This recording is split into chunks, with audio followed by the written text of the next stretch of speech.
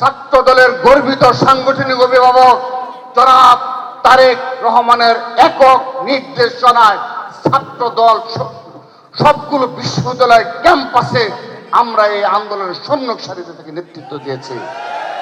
আমি শ্রদ্ধা করে আমি স্মরণ করছি সেই দিনগুলো কথা। বাংলা ব্লকের শেষ হওয়ার পরে সেই 12ই জুলাই, 14ই জুলাই, 15 জুলাই যখন অগ্রসর হচ্ছি, সে সময় ছাত্র দল ছাত্রলীগের চোখে চোখ রেখে, ফ্যাসিস্টদের চোখে চোখ রেখে বলেছিল দেশটি কারো বাপের না।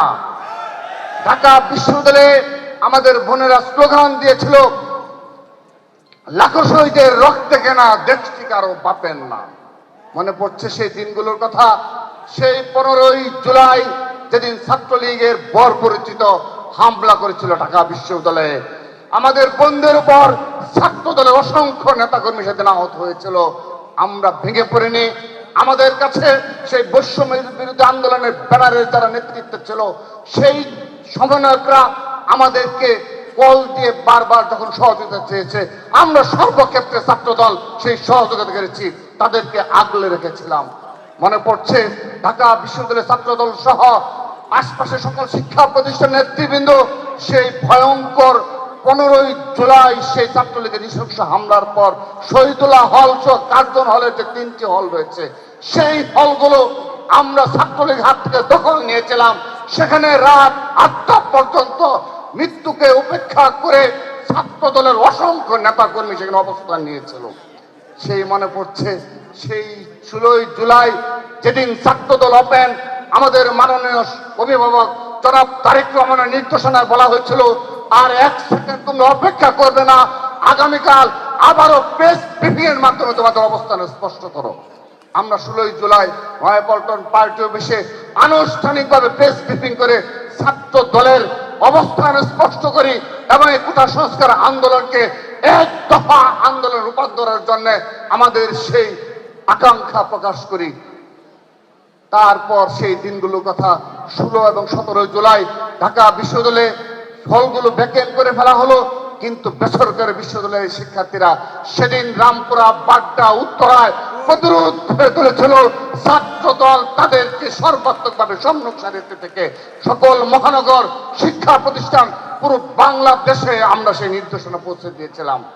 আপনারা দেখেছেন 142 জন নেতা কর্মী ও সমর্থক শহীদ হয়েছে আমাদের মাননীয় প্রধানমন্ত্রী জনাব তারেক রহমানের একক নির্দেশনায়। তিনি কখনো তার বক্তব্য এগুলো স্বীকার করেন না, আমাদেরকেও তিনি বলতে দেন না। আমাদের কাছে এত এত ডকুমেন্টস রয়েছে, হোয়াটসঅ্যাপে স্টিল নাও তার মেসেজের এমন কিছু ডকুমেন্টস রয়েছে আমরা দেখাতে পারি না। তিনি এগুলো লাইক করেন না, আমাদেরকে বলার সুযোগ দেন না। আমরা সর্বশেষ আমি আমার বক্তব্যের শেষ পর্যায়ে চলে এসেছি, যেহেতু আর অনেকে বক্তব্য রাখবেন। শহীদ পরিবারের বক্তব্য শোনার জন্য আজকে এসেছি, তাদের বক্তব্য শুনেছি। প্রিয় উপস্থিতি, আমরা সেই 3 আগস্ট এক দফা ঘোষণার দিনও ছাত্র দলের হাজার হাজার নেতাকর্মী নিয়ে শহীদ মিনারে আমরা অবস্থান করেছিলাম। আমাদের উঠে দাঁড়াতে হবে। স্পিড সকল অন্যায়ের বিরুদ্ধে রুখে দাঁড়ানোর এনার্জি পার্টনার। 4 আগস্ট ছাত্রলীগকে বিতাড়িত করার ক্ষেত্রে যাত্রাবাড়ি, শাহবাগ সহ সকল ক্ষেত্রে ছাত্রদল, যুবদল, বিএনপি অগ্রভাগে ভূমিকা পালন করেছে। সারা বাংলাদেশের আওয়ামী লীগের পার্টি অফিসগুলো আমরা ঘুরিয়ে দিয়েছিলাম, আগুন জ্বালিয়ে দিয়েছিলাম আমরা। প্রিয় উপস্থিতি, সেই 5 আগস্ট সেই বিজয়ের দিন, কিন্তু একটি বক্তব্য রেখে আমি আমার বক্তব্য শেষ করছি। 30 জুলাই সেই 18, 19, 20 জুলাইয়ের পর যেদিন এই হারুন সহ পুলিশের ঊর্ধ্বতন কর্মকর্তা সহ সেই যাত্রাবাড়িতে গিয়ে বলেছিল যে সবকিছু ক্লিয়ার করে ফেলা হয়েছে, তারা সেখানে সংবাদ সম্মেলন করেছিল 21 জুলাই, 22 জুলাই বলেছিল সব ঢাকা চট্টগ্রাম মহাসড়ক অবরোধ বলে কিছু নেই, আপনারা দেখে যান। এবং রাস্তায় গাড়ি চলাচলে তারা সেই অবস্থান করে ফেলেছিল এবং পুরো বাংলাদেশের আন্দোলন প্রায় কন্ট্রোল করার পর্যায়ে ছিল। সে সময় আমরা বারবার ভেবেছিলাম, সেদিন এই বৈষম্য ব্যানারের যারা নেতৃত্বে ছিল, নাহিদ আসিফ সহ তারা গ্রেপ্তার ছিল।